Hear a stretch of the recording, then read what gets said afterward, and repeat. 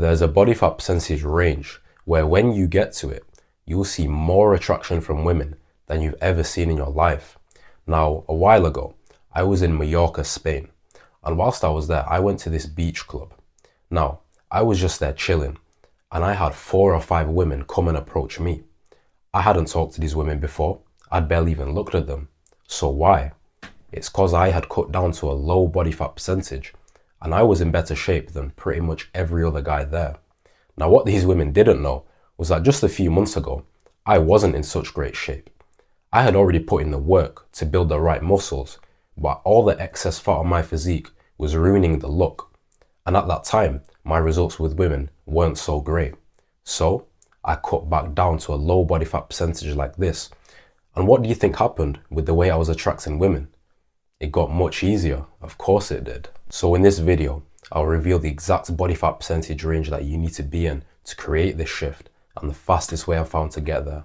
If you want an attractive physique, if you want to attract women effortlessly, then this is what you need to know. So why is low body fat percentage basically a game changer? Because your muscles, your definition, your proportions, your facial aesthetics, they all look 10 times better when you're at a low body fat percentage. You could be putting in time and effort into the gym, but if your muscle is covered by fat, then that muscle is almost useless. And the only way to get some usefulness out of it is to cut down to a low body fat percentage where it can be seen. And the same goes for if you're skinny fat. If you want to get into the gym and start building muscle, or if you're just skinny, for example, then you need to cut down to a low body fat percentage first to reveal your frame so you can be attractive whilst you're starting to build muscle to make you more attractive. Cutting down to a low body fat percentage is going to reveal not just your physique, but your face as well.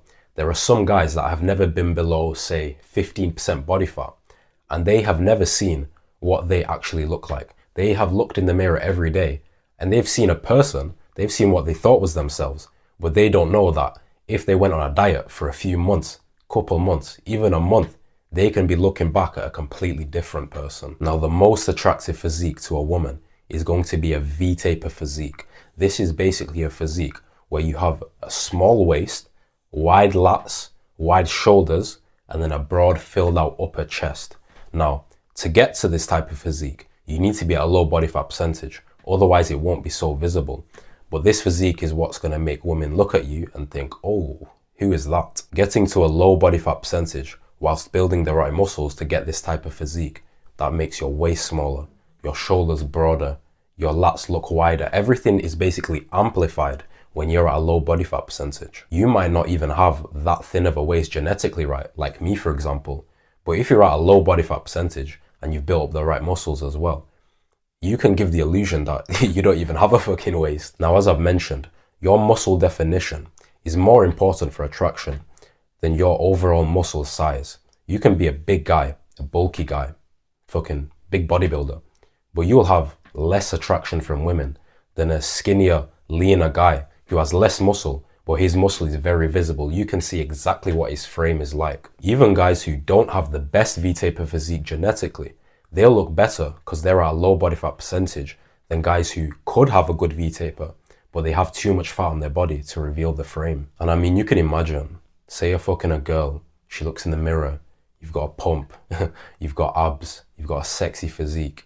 Think about the impact that would have. So when I basically put my muscle building on pause to focus on getting to a low body fat percentage, that's when my physique changed from a good, strong gym physique into a sexy, masculine physique.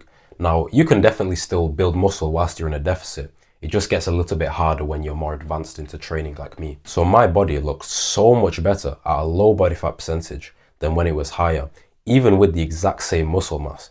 In fact, I probably even had less muscle mass at the low body fat percentage because it was my first proper cut and I didn't really know what I was doing. Obviously, by now, I know how to cut efficiently to preserve all the muscle, in fact, even gain some. And we'll talk a little bit about how to do that later. So the range of body fat percentages that you need to be in to have the most attractive physique you can is going to be 8 to 12% body fat. That's the range that's going to reveal all the features I've talked about, the face, the physique. Your confidence will shoot through the roof. Your energy will be high. You'll just feel like a new man, basically. You don't actually realize how much better your body feels at a low body fat percentage until you've been there. Now, I do jiu-jitsu, and I remember at the peak of my bulk, I think 190 pounds, that's insane. I was doing jiu-jitsu, and I was feeling normal. Whatever your body feels like, that's what it feels like, right? But now, when I'm under 170 pounds, you feel so much lighter, so much faster. The difference is crazy. And not only do you feel lighter and faster, but the strength that I had at 190 pounds is the same strength that I have now. In fact, I have more strength now because I've trained properly in the gym since then, of course. So you feel lighter, faster, and you have more strength because you can still train whilst you're cutting. It's a win-win, really. The maximum body fat percentage that a man should ever be in, ever, is going to be like 15% body fat. Now, the picture that I showed you of me bulked up, that's around 15%. And like I said, I felt like shit. So I wouldn't recommend going there. Once you get to 8 to 12%, right, you should stay there pretty much indefinitely. I don't know if you have like some life crisis that makes you gain weight, but you should stay there forever, really, because that's where you're going to feel the best. If you on your first maintenance, for example, you might miscalculate your calories. You might fuck up and accidentally get to 14, 15%. It's okay, it happens. Everyone makes mistakes. But once you know how to manage your calories, you know how to track everything, then 8 to 12% should be pretty easy for you to maintain. Now, going below 8%, we're not going to do that either. Even 8% might be a little lean for you. You might need 9 or 10. But when you start to go into the lower body fat percentage ranges like a bodybuilder would for competition, that's when you run into hormonal issues, energy issues, sleep issues, all shit like that we don't want. Like, imagine you've got to a low body fat percentage, you're looking sexy, but you can't fuck any girls because your dick doesn't work anymore. That's honestly a nightmare. Not that I've been there, I've not been there, but it's a nightmare that I wouldn't want you to go through. Especially if it's like your first proper cut, you're doing it by yourself. You aim for like 5-6% or something crazy, then you lose all your muscle mass and you end up looking like a fucking skeleton. So 8 to 12% is just perfect. Now, to start actually putting this into practice and losing the body fat, first thing we need to do is assess, basically like a reality check of where you're starting from. You can't be like 20% body fat and expect to look like Superman in a week. It's not going to happen. You're going to be very disappointed. A lot of guys seem to overestimate how much muscle they have compared to how much body fat they have. And that's just because they've never got lean. Once you get lean, you actually know how much muscle you have because there's no fat to cover it up, to trick you into thinking you have more than you actually have. So to avoid that problem completely, we're going to get lean so we can have an accurate assessment of what our physique looks like, what our frame looks like. Then you can see what muscles do I actually need to bring up. You might think your fucking quads are doing okay until you lose the body fat and you've realized, I don't actually have any muscle at all. It was all just fat. You can look at some pictures and graphs online to kind of try and determine what body fat percentage you're at. Just search up like a body fat percentage chart, pictures, something like that. Now, if you're around 15%, within a couple of months, you can be lean, to be honest. You can look amazing. If you're higher, it's obviously going to take longer. And obviously it also depends on how strict you go with your calorie deficit and how high of a calorie deficit you're in as well, which I'll talk about in a second. For me, I know I'm lean enough when I'm seeing like veins around my ab area. Now, I always have the V-taper because I've built the right muscles and I never go to a high body fat percentage anyway to lose it. That's never. But when I'm seeing veins around my abdominals, that's when I'm like, yeah, this is sick. So you've determined your approximate body fat percentage, right? How do we actually cut? To cut, you need to be in a calorie deficit. There's literally no other way. You have to be in a calorie deficit. How can we get into a calorie deficit? To start off with, you need to know your caloric maintenance. If you go online and you go on a TDEE calculator, that means total daily energy expenditure. That's going to give you an approximate number of how many calories you're burning in a day. Now, once you have that number, you can then subtract calories from there, depending on how high you want to go, like I mentioned before. If you're very overweight, say 20% body fat, you can go in an extreme calorie deficit, like 1,500 calories, even more. I've never been there, so I couldn't tell you exactly, but if you're lower, 15% around there, I'd say the maximum I'd go is 1,000 calories. That's going to have you losing 2 pounds of fat a week. A more standard deficit to take it, I don't know, if you want to cut for like 6 months or something, then around 500 calories will be perfect for that. In 1 pound of fat, there's 3,500 calories. So if you're in a 500 calorie deficit, you should be losing 1 pound a week. If everything stays consistent, right? Like I'll talk about your carbs and stuff, so you're not gaining water weight and whatever. If everything stays consistent with your diet, with your training, everything, then you should be losing 1 pound a week, and it should be all fat if you're in a 500 calorie deficit. Now, if your rate of weight loss isn't what you expected it to be based on the calculations, then obviously your caloric maintenance is not what you thought it was. So you have to go and experiment. You have to reduce your calories, you have to increase your calories to get the rate to what you want it to be. Now your macros, which is macronutrients, these are going to be your proteins, your fats, and your carbs. Now your protein, when you're in a deficit, 1 gram per pound of body weight. It's very simple, it's easy to remember. It's going to be the safest option, right? Your fats are going to be at least 0.33 grams of fat per pound of body weight. That's going to be basically the absolute minimum to maintain your hormone function. I would definitely opt for a little bit higher, potentially, but it's up to you. Now your carbs, once you've got your proteins and fats right, the rest of your calories have to be carbs. Now, carbs are going to give you energy in the gym to train hard, to train heavy, to lift heavy weights, to preserve our muscle, even grow muscle, like I've said. For me, I've done like basically every diet approach you could think of, you know, keto, high carb, low carb, fucking only protein. Like I've done some crazy diets. Now, this is the one that's worked best for me. Keeping your fats at a baseline to maintain hormones, protein at 1 gram per pound, and carbs as high as possible. A typical cutting meal for me, like I'm doing right now, would be like 5% mince with rice and hot sauce. I mean, it sounds boring, but you can season it and shit to make it taste all right.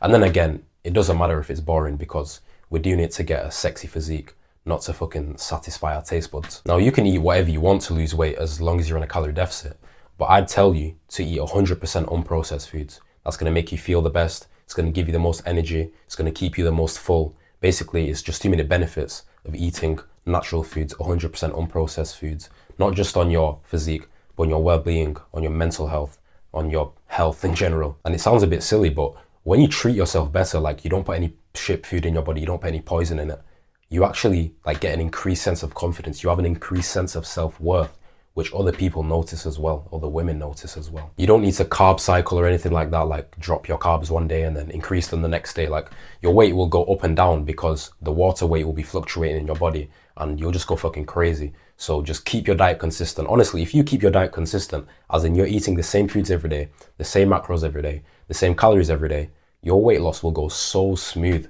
because you get into the habit of doing everything the same. And it just doesn't occur to you that like it's difficult. It's not difficult anymore. Do you need any supplements? No, not really. The only one I take is vitamin D because I live in the UK and it's it's not very sunny at the moment. But the only one I would recommend is creatine. Now, I don't take creatine because I eat a lot of red meat, as in like, what would it be in pounds? 2 pounds of red meat a day, something like that. So I get enough creatine from that. But if you, I don't know, if you don't like red meat, then just fucking start to like it because it's good for you. But if not, like if you're like allergic or something, I don't think that's possible, then take creatine as a supplement as well. So how should we be lifting weights in the gym when we're in a deficit losing fat? Now, if you've seen my muscle building videos, you already know how to train most effectively. 4 to 8 reps, heavy weights, low sets. Now, does it change when we're in a deficit? No, it doesn't fucking change at all. Otherwise, I can guarantee you that you will lose muscle if you're starting to change your workout plan when you're in deficit just because you're more tired or you're bored, you want to do something else, I don't know. But basically, you need to stay consistent with the program that you have, with what has built you that muscle is what is going to keep that muscle on your body when you're in a deficit. It's actually more important to stick with your workout plan when you're in a deficit, because when you're in a deficit, your body has a limited capability to recover, right? You just have less energy going around. Now, if you start to chop and change your workout, I'm doing different exercise, I'm doing fucking 20 sets now, then your body's not going to be able to recover from that. It's a new stimulus, right? You're presenting something new to the body. It won't recover. It will have a lot slower recovery, especially in a deficit. The only thing you should be adding into your workouts to assist fat loss is cardio. Now, you should always be doing cardio, to be honest. You get to eat more and, you know, it's good for fucking girls, but the type of cardio that you should be doing is low intensity cardio. This is going to be things like Stairmaster, incline walking. We don't really want to be doing high intensity cardio. Unless you're playing a sport that requires it, then that's a bit different. You might want to prioritize that. But high intensity cardio is going to take sugar, glycogen from your muscles to fuel it. When we're doing low intensity cardio, like incline walking, Stairmaster, all the energy that you're going to use from that is going to come from the fat. Your body will get more efficient at burning fat for energy rather than glycogen when you're doing high intensity cardio. So it's just a good option. You want to be doing the cardio after your weightlifting session so it doesn't impact the weights, because cardio can impact the weights, but the weights doesn't really impact the cardio. So for example, after I finish recording this, I'll go do legs in the gym today, and then straight after that, I'll be doing 45 minutes on the incline treadmill. Now, there's a few things you need to know if you actually want to lose fat as quickly and as efficiently as possible, and therefore build an attractive physique as quickly and efficiently as possible. Now, the first one is going to be your sleep. your sleep is so important to manage your fatigue from the lifting weights in the gym, and also to manage your hormones. There's a hormone called ghrelin, which basically decides how hungry you are. If you don't sleep properly, if you have a poor quality of sleep, this hormone is going to be out of sync and you're going to be more hungry in the day, which is obviously not what you want when you're trying to lose fat. You should really be sleeping until you wake up naturally without an alarm. You shouldn't be getting out of bed every day with your eyes drawn and tired like a fucking zombie. You should be getting enough sleep so that you feel refreshed when you wake out of bed. You're excited for the day. The way I do this is by getting 9 or 10 hours of sleep a night. Don't be convinced by the crackheads who will try and convince you that 6 hours is enough. It's not. Do it for yourself. Try get 9 or 10 hours of sleep without an alarm, and you're gonna wake up and I promise you'll feel like you're on steroids. You should also try to manage your stress. So whether you need to read books, meditate, pray, just eliminate things from your life that are adding unnecessary stress, whatever that looks like for you, this is always going to be beneficial for your fat loss and for your muscle growth and for obviously for your mental health in general. Setting up the right environment for success is quite important as well. So for example, if you're walking down the street every day where there's loads of takeaways and you're smelling all the food in the air, maybe don't walk down that street. Maybe walk down a different street. Or one that used to get me a lot, right? When I'd be in a deficit before and I'd be trying to lose weight, I'd be, strict maybe for most of the day. Then it gets to like evening time and I'm feeling a bit peckish, I've got no more calories left or whatever. And I'm looking in the cupboards where my family's keeping different foods that I'm not supposed to be eating. And I look at like, say, a pack of chocolate chip cookies and I'd eat one. Like, oh, it's just one, I'll just have a little bit. And then I'll just have a little bit more. And then I'll just have a little bit more. And then before you know it, I've eaten the whole fucking pack. And that's my deficit gone for like the last 3 days. So ridiculous. Don't even look in those cupboards. If you live alone, don't even have anything in your cupboards that is going to cause you to, deviate from your calories. Go eat a fucking carrot or something. Now, how fast can we see results? Depends on where you're starting from, what your current physique looks like. If you're 20% body fat, that's quite overweight. It's pretty much obese. Now, you're going to see results slower than someone who's starting at 14% body fat. Because for you to go from 20 to 15% body fat, it's the same percentage change as someone to go from 14 to 9. But your difference from 20 to 15 is not going to be as noticeable. That's actually all right. It's going to be a bit noticeable. You're going to see a change for sure. But it's not going to be as noticeable as someone going from 14 to 9. Someone from 14 is like, I guess, around average body fat. They're looking just mediocre, kind of. If you go to 9, you're literally in the top 0.01% of humans or something, probably even less. So it's a threshold effect. So small changes when you're already lean make a much bigger impact than when you're at a higher body fat percentage. If you're 21% body fat percentage and you lose 4 pounds of fat, you're not really going to notice anything at all, to be honest. If you're 13% body fat and you lose 4 pounds of fat, now you're actually going to like start looking lean. You can do the calculations for yourself. Like if you take your approximate body fat percentage and then you take your current weight and then you see how long it will take you to lose a certain amount of weight, which will drop your body fat percentage. So you can lose, 2 pounds a week of fat sustainably. So if you do the calculations, you can see basically how long approximately it will take you to start dropping body fat percentages. Of course, it's all going to be estimates because you don't know exactly what body fat percentage you are. You don't know exactly how much bone mass or whatever you've got on your body. So it's just basically a rough guideline to see how you're progressing. Now, losing body fat is going to be a lot quicker and a lot more significant than building muscle. It takes a lot less time to lose a nice amount of body fat than to build a nice amount of muscle. Within a couple of months, to be honest, if you take it serious, you can go from an average physique to start seeing your V-taper properly. When you start seeing that V-taper, that's when you're starting to get more attention. Your clothes are fitting better on you. Women are noticing. And to go from like 13% to 11%, even though it's just 2% difference, that makes a big difference. And that's when you're going to go from like a pretty decent physique to an amazing physique. And the thing is, week by week, you're slowly building the habits that are going to allow you to get lean and stay lean. The first, couple of weeks, even a month, might take you some adjusting to get used to tracking your calories and doing this and doing that. But once you've got that all sorted, you've got it all ironed out, now it's just smooth from there. Now, a few obstacles that you might come across whilst cutting, and I've come across them all. So the first one is going to be if your fat loss stalls.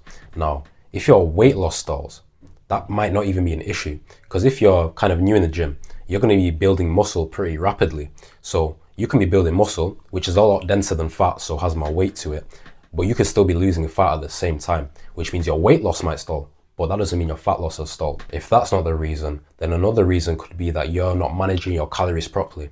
If you're not keeping your carbs consistent, then that's going to fluctuate the water weight in your body. Your body's going to be like dropping glycogen from your muscles and then putting it back on again. So that can make your weight go up and down, which isn't really what you want to see in a fat loss. You want to keep everything consistent so that you have a consistent weight to track. And if that's not the reason, then you must not be in a calorie deficit anymore.